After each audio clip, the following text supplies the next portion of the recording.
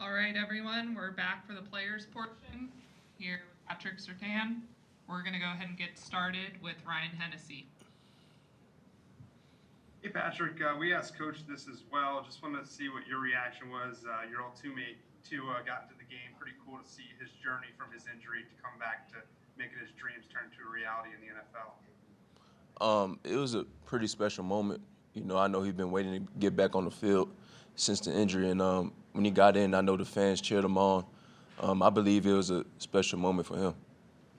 Next question for Tony Sakalas. Hey Pat, that touchdown that Devontae had in the back of the end zone, how tough is that to guard as a defensive player? And has he made anything like that on any of y'all during practice at any point? Those are quite the catches. We see every day in practice. He work on his hands every day, but for a defensive back, that's very hard to guard, especially when you as tight as of coverage on him, and for him to make that catch is just unbelievable. Stephen Smith, go ahead. Hey, Patrick. I know he's a freshman, but he just looks so comfortable in that secondary. What makes Malachi Moore that comfortable? Just what he prepares like. He prepares every day like a pro. He steps in confident every day in practice, and it shows on the field. And he's getting better each and every week. And the sky's the limit, like I said, for him, and he can only keep getting better. So, he's a very valuable asset to our secondary. Over to Charlie Potter. Hey Pat, Coach Saban just talked about the importance of turnovers, not only in this last game but the game coming up. Just how big were those two picks that you guys got in the second half against Georgia? I believe they were momentum swingers. We obviously needed big plays on defense. Coach preached about it the whole week, especially in the second half. It was a close game, but those turnovers helped us. Differentiate the game. Michael Casagrande, you're up. Yeah, Pat, we saw the video of Saban pretty excited after the game in the locker room. What was that like to see him so fired up, and what was that moment like in the locker room after that win? He was excited for the win, but we have a 24-hour rule, so I believe he wasn't as excited. But he was still happy though. But it's good to see coach like that. Over to John Zener. Yeah, Patrick, do you think that second half, that shutout, is that something that can build y'all's confidence, kind of help y'all's execution, the importance of execution? Do you see that kind of being something y'all can build on? Most definitely. We can learn from this week, learn from our mistakes, and look at the positives as well, and build it on to the next week and the weeks after. And I believe we get more comfortable as a defense as we keep on producing turnovers. Mike Rodak, over to you. Yeah, Pat, just outside of those turnovers, you still had two drives before that in the second half against Georgia where you were able to get off the field. Obviously, getting off the field on third downs was kind of an issue before then. What changed, and what were some of the coaching points that seemed to resonate there? I believe the biggest thing was, communicating on third down, everybody on the same page, getting the calls around, and also playing with confidence on third down, because we know third down we got to get off the field, and get the ball back to our offense. So, we take pride in that. James Ogletree, you're up. Yeah, Patrick, kind of along those same lines. How much was the defense different, or you guys' ability to especially defend the pass different with Jordan Battle not there for the first half? And just what have you seen out of him in his first couple games as a sophomore now with a year under his belt? Well, I believe, without Jordan being there, players needed to step up, and they stepped up big time. We played as a secondary very well, and I believe that goes to show you that when somebody goes down, we just reload and, players step up and do what they need to do. But Jordan, he's been, a valuable asset to the secondary as well. He's been producing, making plays, and, he's very comfortable in this situation right now. Unless there are any others, we'll finish up with Tony Sakalas. 2 years ago, you guys had a similarly emotional win against LSU. What have you guys learned about how to respond from those that maybe you didn't do so well 2 years ago? Say it again.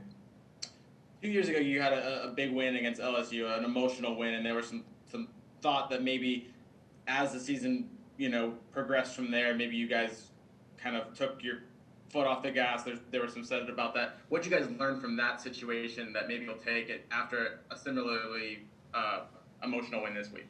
We just learned we can't take no weeks off. We got prepared every week like it's your last week. That sort of, kicked us in the foot a little bit 2 years ago. But, we learned from our mistakes, and we just ready to start something new this year. Thank you, Pat. We'll bring up our next player, Najee Harris, here in a moment.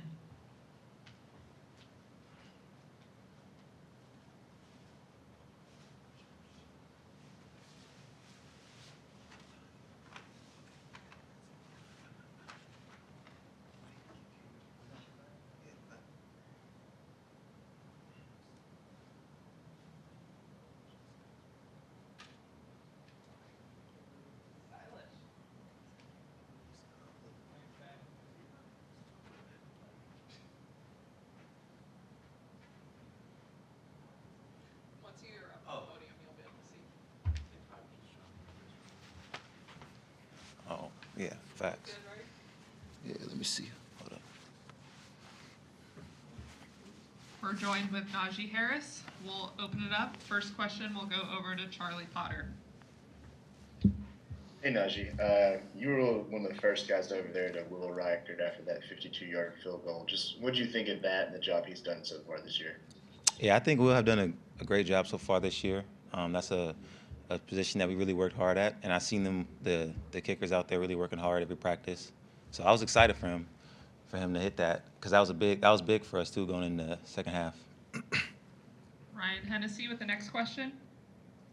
Najee, I asked Patrick and Nick the same question. Tua making his debut yesterday. I'm sure you saw. What does that say about him after everything he's been through, being a teammate of his, seeing his rehab, and now turning his dreams into a reality? Yeah, it was good. He overcame a lot. Like he said, it was a big injury. I was right there when it happened. So for him to overcome all that, overcome all the doubters, and step on the field and make plays, it should be inspiring to other folks. John Zener with the next question. Yeah, Najee, I know it's just Monday. You haven't necessarily been around the team totally, but how do you expect this team to kind of respond from that win, to kind of refocus and come back down to earth after that win? Well, yeah, like I haven't been around the team yet, but I mean, I hope that they're past it. I mean, we have a 24-hour rule. We enjoy the win for 24 hours, and we move on to the next team. We're playing a good team. They have a really good team, so hopefully they move past it and their mind is ready for next week, this upcoming game. Over to AP Stedham. AP, good afternoon, Najee. AP, what's up with it, man? I'm What's good, bro. up How's with it? everything? I'm chilling. I'm chilling. Hey, Najee, you hadn't carried the ball 31 times in quite a while. How did that Since feel? high school, man. Yeah. Yeah, high school, right? Yeah. And then the other thing was, you had the quarterback throw for 400 yards, two wide receivers 160 yards. You had 150 yards. The kicker was perfect. Perfect. What's the next progression for your offense after that performance against a top 5 SEC team? Yeah. Well, the next progression is to do it every week, again and again and again, until the season's over. Hopefully, we perform at that level every single game. I hope that no matter who we're playing, from not so great team on film to a great team, that we play to the level of our standard. Mac played good, the wideouts played good, but most importantly, the line played good. And the line obviously that took care of everything else for me. And I think it was a hard-fought game, and hopefully we keep this up every week. Kirk, over to you. Najee. You said something? Did you say something? Yeah, there you are. Oh.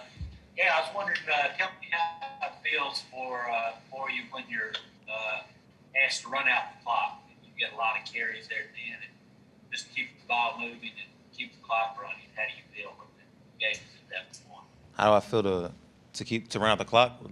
The last, I think, 4 minutes left on the clock or something it was. Is that what you're asking? Yeah. Oh. Yeah. I mean, it's good. Anytime that I have the opportunity to get the ball, I try to make the most of it. It was good defense. But at the same time, you got to do what's best for the team. And what's best for the team at that moment was to run out the clock so we could finish out the game. And the line did a good job. We got a couple big first downs to end out the clock and go in victory formation. And that's really it. Michael Casagrande, over to you. Just wondered what you thought about the post-game locker room, seeing the excitement, the emotion of winning that game, and seeing Coach Saban dance the way he did. What was that like?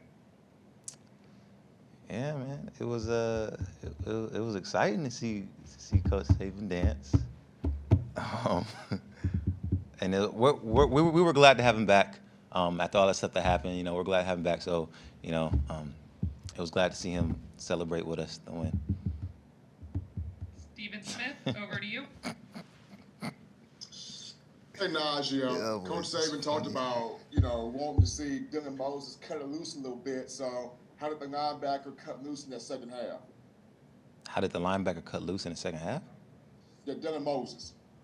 How did he cut loose? What do you I'm saying, in terms how well the defense played, basically? Yeah. Oh, I mean, the defense did an amazing job. They gave us a lot of opportunities on offense by giving a lot of three and out stops, a lot of turnovers. I feel like the whole defense really stepped up a lot this week. They're doing an amazing job this year, even with what everybody's saying. I think that they're doing an amazing job this year. And Dylan obviously played to the best as he does every week. These will be our final 3 questions. Tony Sakalas, you're up. Najee, Mac described the Devontae as having a Jordan-like competitor. What have you seen from him in that regard? And then also that catch in the back of the end zone. What does that do for the offense when you see him kind of make a grab like that? Yeah, Smitty's always a competitor. Ever since we got here together, even high school, he's always been a competitor. The catch in the back in the end zone, it was a great catch. Anytime you can make plays like that, we always tell ourselves, we got to make as much plays as possible. So Schmitty obviously made a good play right there, and made us get up.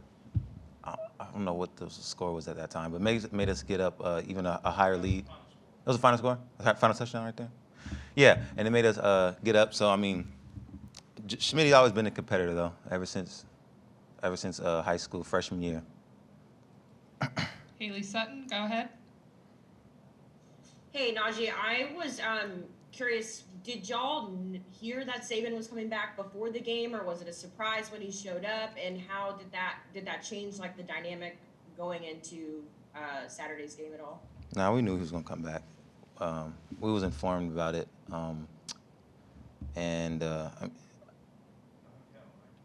was informed about it at the hotel. For him to be there was it was good, but without Coach Saban being there, the goal never changes. The goal is to come in and play hard for 60 minutes against Georgia, and that's what we did. Final question will be for James Ogletree.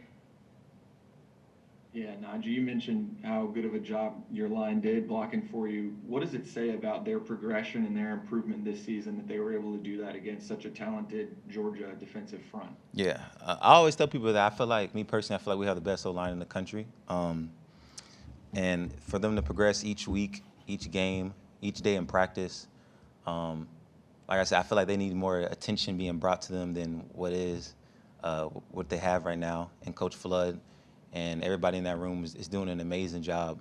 They progress every week, every day in practice, and I feel like they don't get enough attention. So if y'all can y'all give them more attention and maybe bring them up there for a couple of interviews, like Wood and Landon and all them boys.